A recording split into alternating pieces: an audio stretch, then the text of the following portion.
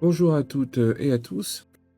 Dans cette vidéo, nous allons voir comment utiliser un thermostat connecté pour radiateur, l'intégrer à Home Assistant et ensuite pouvoir le paramétrer, c'est-à-dire indiquer des plages de durée durant lesquelles on souhaite que on ait plus ou moins chaud.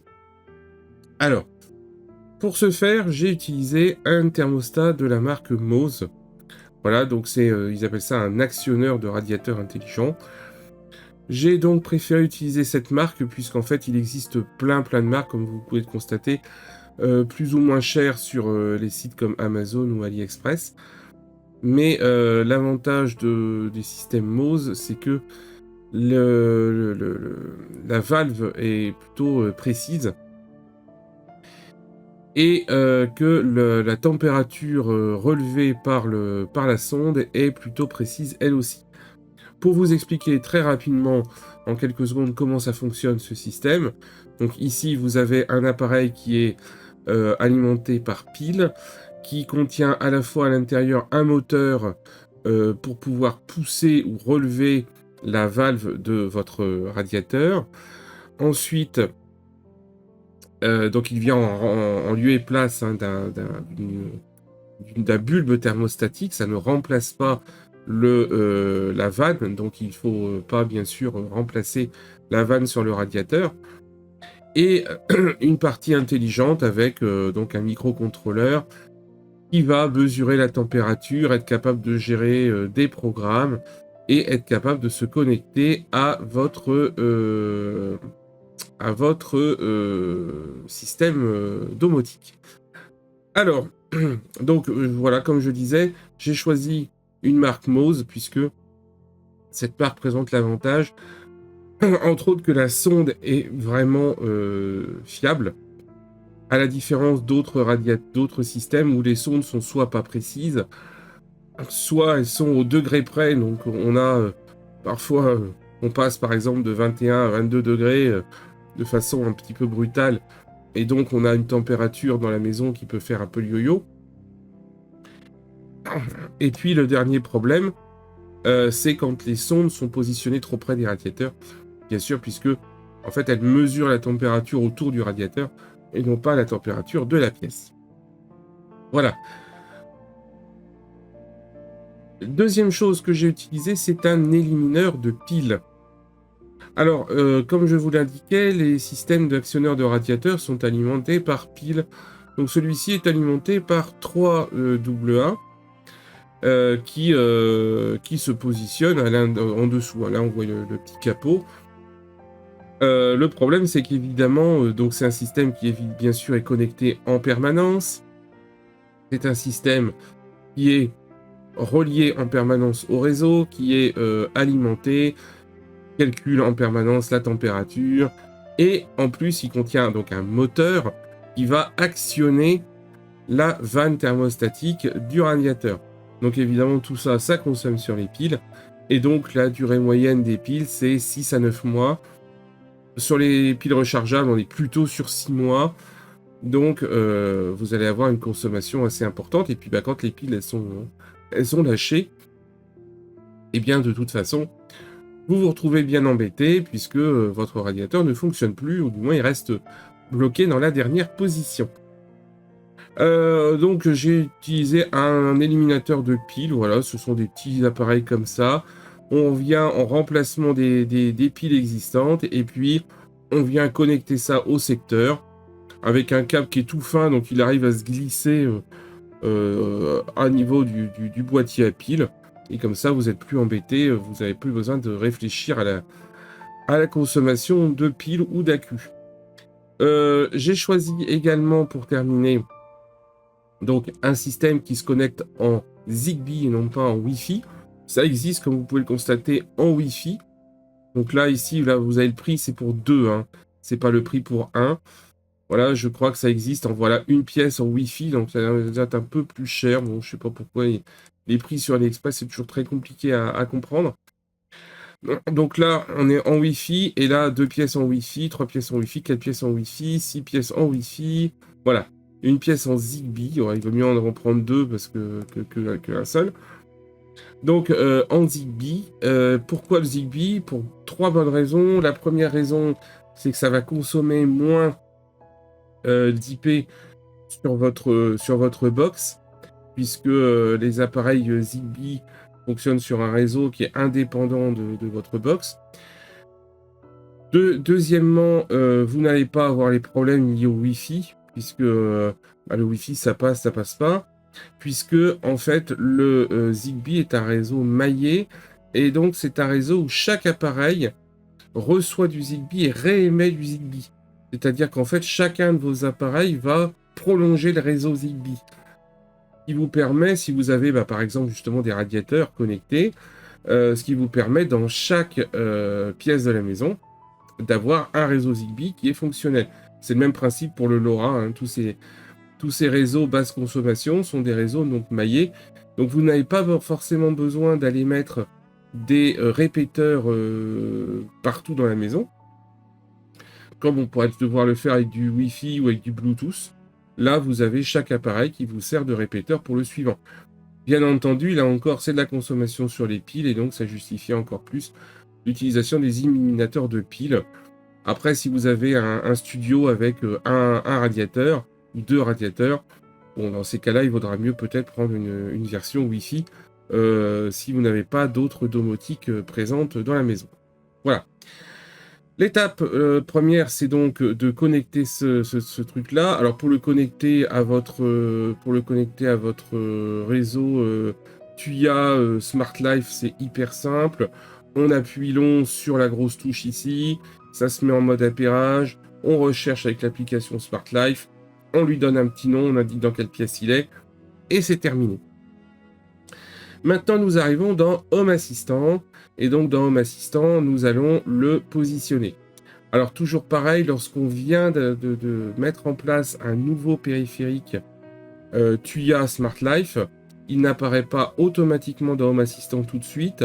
Donc vous allez dans les paramètres et vous demandez à Home Assistant un petit coup de redémarrage. Et comme ça vous permet, ou vous en profitez par exemple que là vous avez une mise à jour à faire pour voir apparaître votre nouvel élément. Donc moi, il est déjà apparu puisque je l'ai fait avant, et donc il va apparaître dans Appareil et Device. On va commencer par aller dans notre maison, et donc dans notre maison, moi il s'agit d'éléments du salon, j'ai déjà fait les autres pièces. Donc salon, vous voyez, le radiateur n'y est pas. Pour vérifier qu'il y était, j'ai quand même indiqué sa batterie. Je vous conseille de vous faire un panneau avec les batteries. Vous voyez qu'ici, la plante de la cuisine, le Yuka extérieur et l'Amaryllis ont bien besoin que je remplace les piles, du moins que je les recharge. Et ici, vous voyez que mon radiateur de salon, il est à 97%. Voilà, c'est pas parfait. Normalement, il devrait être à 100%, puisqu'il est alimenté maintenant sur le secteur. Je modifie mon tableau de bord. Je vais donc dans le salon. Je fais modifier. Et donc, je vais aller rajouter comme entité le radiateur salon, voilà, radiateur salon. Alors, radiateur salon, j'aimerais bien, dans radiateur salon, donc sécurité enfant, c'est pas ça, fenêtre, c'est pas ça, voilà, j'aimerais bien récupérer, donc là, ça c'est l'état de sa batterie, je l'ai déjà, et j'aimerais bien récupérer sa température, radiateur salon, voilà. J'ai ici sa température. Et j'ai ici donc chauffage climatisation. Actuellement, il fait 23,2 et il est réglé sur 22,5. Vous pouvez rajouter également, donc si je cherche dans radiateur salon, vous pouvez rajouter également la sécurité enfant. Donc la sécurité enfant, c'est tout simplement, d'ailleurs, si vous avez une location saisonnière par exemple, ça peut vous servir aussi, la sécurité enfant, elle est juste là en fait, pour empêcher qu'on puisse jouer avec le radiateur. Donc vous activez la sécurité enfant, le plus-moins qui sont directement sur le thermostat sont alors désactivés. C'est pas plus mal, alors ça peut se réactiver depuis le radiateur quand on connaît la commande, mais ça permet d'éviter les opérations non voulues. Donc ça, vous pouvez le rajouter. La détection de fenêtres ouvertes, personnellement, je ne vous le conseille pas, puisqu'en fait, ces thermostats ont beau être de plutôt bonne qualité, la détection de fenêtres ouvertes ne fonctionne pas très bien. Bon, là, il m'indique qu'elle est fermée, mais si je l'ouvre, elle va mettre plusieurs minutes, voire plusieurs dizaines de minutes avant de se rendre compte que la fenêtre est ouverte. Voilà. Donc là, radiateur salon, ok, et je fais enregistrer. Hop. Donc là, mon panneau s'est mis à jour. Voilà, j'ai bien mon radiateur salon, etc., etc. On n'oublie pas que si on le souhaite, on peut ici changer le nom de l'entité. Jamais ici, bien sûr. On peut le changer ici, on peut changer l'icône. Voilà, bon, c'est bien indiqué thermostat, donc je vais la garder. Voilà, hop. Et ici. Autre chose que j'ai oublié de vous montrer au passage, qui peut être intéressant. Radiateur salon, on peut indiquer information secondaire, la dernière mise à jour. Voilà. Alors, je trouve que c'est pas mal. Peut-être pas pour un radiateur, mais par exemple pour vos plantes. Voilà. Vous pouvez ajouter pour vos plantes dernière mise à jour. Je trouve que c'est pas mal. Vous voyez, par exemple, le Yucca, sa dernière mise à jour, c'était il y a 18 heures. Voilà. Ici, on peut faire dernière mise à jour. Hop. Voilà, il y a 1 heure, le Yucca extérieur. L'Altea, c'était il y a 6 secondes. Ah, donc il a été mis à jour il n'y a pas longtemps. L'Amaryllis, il y a 4 heures. Donc jusque-là, ça va. Faut pas que ça dépasse 2-3 jours, quoi. Voilà. Il y a 2 heures, la jardinière. Le pot de la cuisine, il y a 26 minutes. Et l'humidité ici, il y a 3 jours. Voilà. Il y a 3 jours. Au blanc humidité, il y a 3 jours, ça commence à faire beaucoup. Après, c'est un truc qui est à moitié dans l'eau, donc c'est logique. Voilà. Et en dehors de ça, bon, c'est vrai que quand vous commencez à voir un truc et que vous voyez que ça commence à dater il y a une semaine, bah là, dans ces cas-là, vous vous dites, oulala, c'est pas bon, et vous allez vérifier la batterie. Donc voilà, bon là, elle est encore à 30%, mais vous voyez, par exemple, plan de cuisine, 28%, et Amaryllis, 20%, vous avez quand même des fortes chances qu'à un moment, on ait tout simplement plus de batterie et donc que ça ne réponde plus. Je reviens à ce que je voulais faire. Donc là, je retourne dans paramètres et ici, je vais pouvoir faire automatisation et scène. Je vais pouvoir créer donc une automatisation. Je crée une nouvelle automatisation. Donc quand, eh bien, par exemple, ça peut être quand une personne s'en va. Donc là, quand quelqu'un ou quelque chose sort de la zone. Donc là, je choisis mes identités. Donc là, par exemple, moi, ou un dispositif de suivi. Donc les dispositifs de suivi, ça va être, par exemple, votre smartphone. Voilà, donc ça, ce sont les personnes. Voilà, donc là, hop, une personne. Zone maison. Donc, quitte la zone maison. Donc, c'est-à-dire que lorsque je m'en vais de la zone maison, eh bien, dans ces cas-là, je vais prendre donc radiateur. Alors, appareil, pardon. Appareil sélectionné, donc radiateur salon. Voilà. Et donc là, je vois tout ce que je peux faire. Donc je peux activer sécurité enfant, je peux changer les pré-réglages. Donc c'est ce que je vais faire. Je vais changer les pré-réglages. Et là, je peux le passer en off. Ou alors, je peux le passer en détection de fenêtre ouverte. Ou activer. Voilà, la détection de fenêtre ouverte. Là, je peux désactiver les pré-réglages. Et donc lui dire, bah voilà, ton pré-réglage, il ne me convient plus. Et auquel cas, je règle une nouvelle température directement pour que, par exemple, il fasse 16 degrés. Voilà, quelque chose comme ça. Et on fait la même chose lorsque on veut entrer dans la maison. Et bien là, je vais dire que le mode pré-réglage, il repasse à un mode CVC. Voilà. Donc là, ici, mon mode, eh bien, je voudrais que il chauffe ou qu'il refroidisse. Donc off, ça veut dire que tout simplement, il arrête de chauffer. Heat cool, ici, bon là, ici, un heat cool, on l'a 2 fois. Et heat, voilà, heat, donc chauffage. Alors en fait, il y a 2 modes parce qu'il y en a un qui est en mode rapide. Voilà, c'est-à-dire que grosse consommation et un qui est en mode doux. Alors en général, si c'est que je viens d'arriver, je préfère faire ça. Voilà.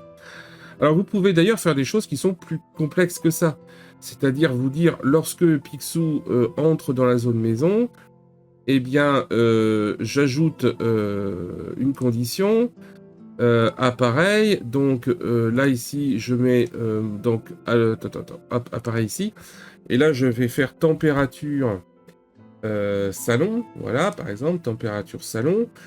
Donc, si la température salon est inférieure à 22 degrés, parce que j'aime bien qu'il fasse relativement chaud, donc si je rentre et qu'il fait moins de 22, alors dans ces cas-là, je lui dis de se mettre en heat, voilà, de chauffer.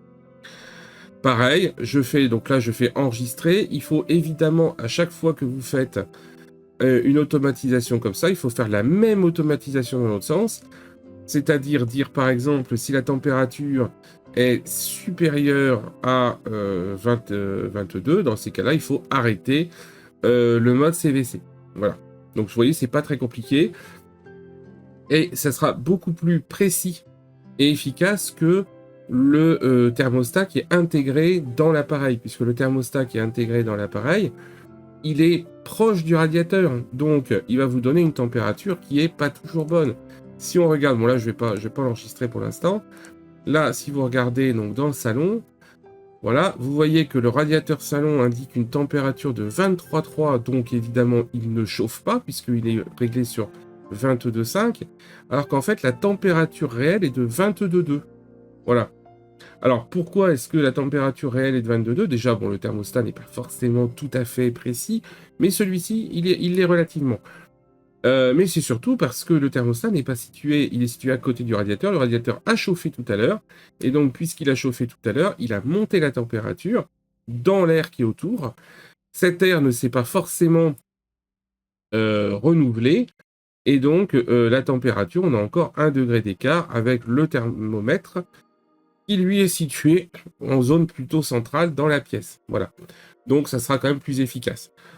Puisque je n'avais pas encore fait de stratégie Home Assistant pour pouvoir vous la montrer, eh bien, j'avais utilisé une autre méthode, c'est-à-dire que j'avais monté artificiellement la température ici. Pour obtenir 22, j'avais mis 22,5 et ça me permettait d'avoir une température relativement proche de 22 dans la pièce. Voilà. Donc, cette procédure d'automatisation est maintenant terminée. Petit conseil, vous pouvez dupliquer ça. Donc ça veut dire que si vous avez